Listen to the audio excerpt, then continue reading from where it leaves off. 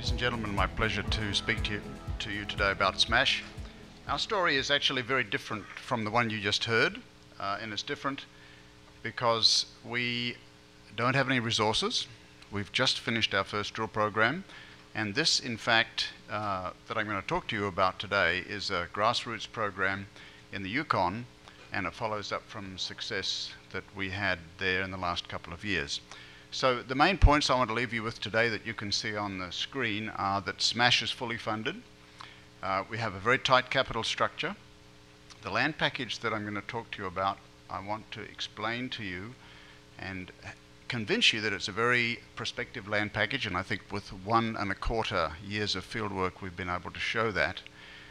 We were fortunate enough to make a discovery in the Yukon a couple of years ago with Underworld Resources, subsequently taken over by Kinross, and we bring that experience and that very happy experience to Smash Minerals. The exploration program that I set out this year for my guys and girls to complete was extremely aggressive. Outrageously aggressive, in fact, and it's with pleasure that I will take you through what we have done and what we see so far. So here you see the capital structure. We listed this company in early April of this year with 8 million shares at 80 cents. We subsequently did another capital raising at $1.05 and $1.20. That was a couple of months ago. We currently have a little more than $7 million in the bank, and that's having paid for everything we did up to the end of last month. And as you can see, just a touch more than 26 million shares out altogether. Myself and some of my buddies who put this company together last year own about 3.5 million shares in the company. We have several esteemed major shareholders. You can see them on the slide there. And except for Aker Finlay, both Dynamic and Sprott were formerly shareholders of Underworld. And as probably most of you know, everybody that had stock in Underworld made some money, and some made quite a bit of money. So rather than show you a list of the people on our team, I wanted to show you a picture of some of the people on our team. And you can see that a bunch of these are relatively young and experienced geologists who we've brought to help with the program this year. But importantly, standing behind these younger geologists are a few people like myself with grey hair who've been around the world many times and who bring to this project the experience that we have had over, in my case, 35 years. And as I'm in the declining phase, as my wife tells me, of my career, I take it very seriously that I mentor these young geologists. They are the future of our industry. I give them the best tools I can give them.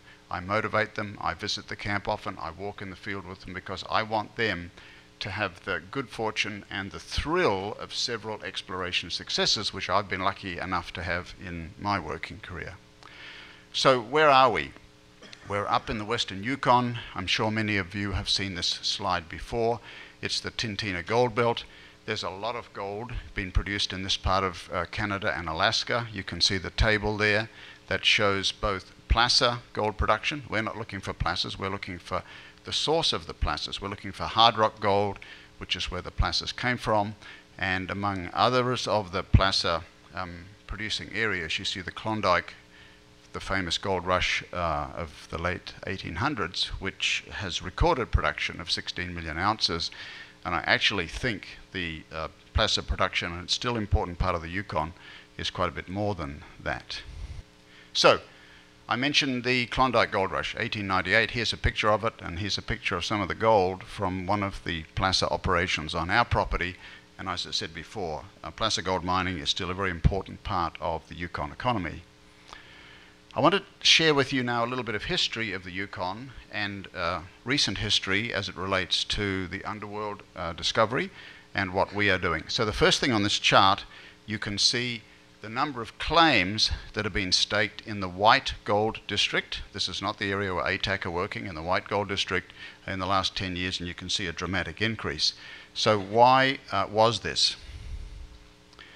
Well, there's a guy called Sean Ryan, I'm sure you've all heard of, who started sampling in this area in 2004. We saw his information in 2007. We optioned a property from Sean. But in 2008, we began drilling with Underworld Resources, and very quickly, in fact with drill hole number 4, we made quite a nice discovery. So what I think started the staking rush with Underworld was the third hole that we drilled in our second year of drilling in 2008, which cut 100 meters of just a touch over 3 grams per ton, essentially from very shallow depths. That got everybody's attention. Everybody said, where's this white gold district? Where's this 100 meters of 3 grams per ton? My golly, that sounds pretty interesting. And that really started the staking rush, and you can see on this slide what happened. The following year, the Kinross guys came along to us at the PDAC and said, we're going to take you over. You have 24 hours to say yes, and if you don't, we're going to buy you on market anyway. So we didn't have a choice, and it was a fairly happy situation. So immediately after that, and this was March last year when Kinross acquired Underworld, I got together with Sean Ryan and Kathy Wood, and we went back and we staked a very big area in the White Gold District right next to what we had just sold to Kinross. So the area was staked is the area in yellow here. The 2 discoveries that have been made already are Golden Saddle, which is in the green. The green is now what is Kinross's, was Underworld's. And then the red claim package, of course, is the Kamanak's package, and theirs is the coffee project. We called ours the whiskey project, kind of to stick it to Kamanak a little bit, because whiskey's got more punch to it than coffee, but some people don't like whiskey, so good on them, and they're doing a very good job. Another really important feature of the Yukon, but particularly the area where we are working, are these prolific placer gold mining operations. This is one of 6 within our very large claim block. Our claim block is about 60 kilometers long by about 15 kilometers wide, so it's a very big piece of the Yukon. And on the right, you can see a sluice box, and that's Nancy Schmidt, who's married to one of the more successful of the Yukon-based placer gold miners, and that is gold. And so they clean up this sluice box about once or twice a week, and these guys mine 24/7 for about 120 days a year. So these are large-scale placer gold mining operations. These guys come back year after year. Clearly they're making very good money. And so what I'm looking for is, where did this gold come from? Because somewhere is the source of this stuff. So as I said to you, I set an extremely aggressive field program for my team this year. I said to them, we've done some sampling over this area last year. That was 2010. We're just starting a big program. I want you to have drill targets for me by the end of July. Now that is a really tall ask. We actually didn't make that. We didn't have drill targets till August 15, so we were a little bit late. We were 2 weeks late in getting to that target. So on this slide you can see all the different things we've done, and we have just finished a small core drill program, and I'll just mention that at the end of my talk. But the thing that we've used this year, which has had a huge impact on our exploration program, is this orange box that Kendra Carrigan is working on. Now this is an XRF unit. It gives you an instantaneous on-site analysis of, in our case, our soil samples. We have already processed about 12,000 soil samples with this machine. Now the catch is it doesn't work very well for gold. In fact, you need to have a gold content in your soil sample better than 15 grams per ton before you can get a reliable gold analysis from this machine, and there are very few soil samples, in fact no soil samples that I have got so far running better than 15 grams per ton. But what this machine does give us are on-site, real-time, semi-qualitative analysis for pathfinder elements. And so all of our soil samples, and we'll collect about 20,000 for the whole season, all go to the laboratory. The results come back from the soil samples. We have laboratory assay results, we have XRF assays, we can do correlation coefficients between the two, and the 2 pathfinder elements that are working really well here are silver and bismuth. So we have people doing a grid, a soil sampling grid, and on the last line of that grid we see with the XRF, 2 days after we've taken the sample, some anomalous silver or bismuth values. We know we have to extend that grid. Why is this important? It's important because we're not waiting 3 weeks to get our assays. We're getting them 2 or 3 weeks up, 2 or 3 days after we've collected the sample. So you can imagine how that allows us to compress our program very dramatically. And so that's what we have done. And that's why we did get to my target, which was to drill this season. So a couple of slides here. The one on the left shows soil sampling results. It's for the entire property. You can see there's a whole lot of interesting blobs, dots, coloured dots in the northeastern corner of the area we've been working on. And so even though we have covered the whole property to date, most of the interest we have seen is in the northeastern quadrant. The right-hand side map is our rock geochemistry. If you can't see it very well, I have a handout that I can give you at the booth, and it's also on the website. But from the work that we did up to August 15th, we identified 6 targets in this northeastern part of the property that we thought warranted drilling.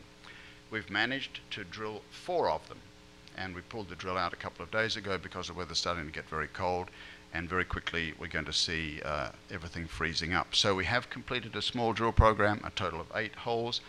Won't have the results from that program till probably about the middle of October, but we have our fingers crossed. But until you get the assays, you never know really what you've got. So from the perspective of what I set out as the program for the year, the team have done a very, very good job.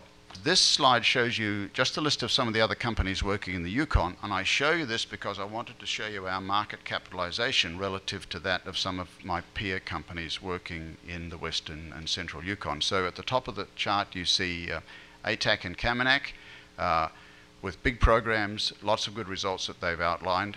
I have to say, of course, that this slide is out of date now, and there's been significant backwardation in the market capitalization of all these companies, including ourselves, but the relativity is still there. So you see Little Smash right at the bottom, just finished a drill program, no results out yet. I think we traded today, closed at 70 cents or something like that. So what I want to say to you is that we have a very tight capital structure. We've got money in the bank. We have an exceptional land package. I think we are conservatively but undervalued for the stage that we're at. And we have been successful in conducting this very aggressive drill program. You can see a photograph of the drill there. But more particularly, I think the thing I want to say to you is that this is a grassroots program. We have managed to compress essentially 2 years' work into one. We still have a number of targets within this property that need to be drilled, and we'll be looking forward to restarting drilling right at the beginning of the season next year, and the program will continue. So thank you for your time.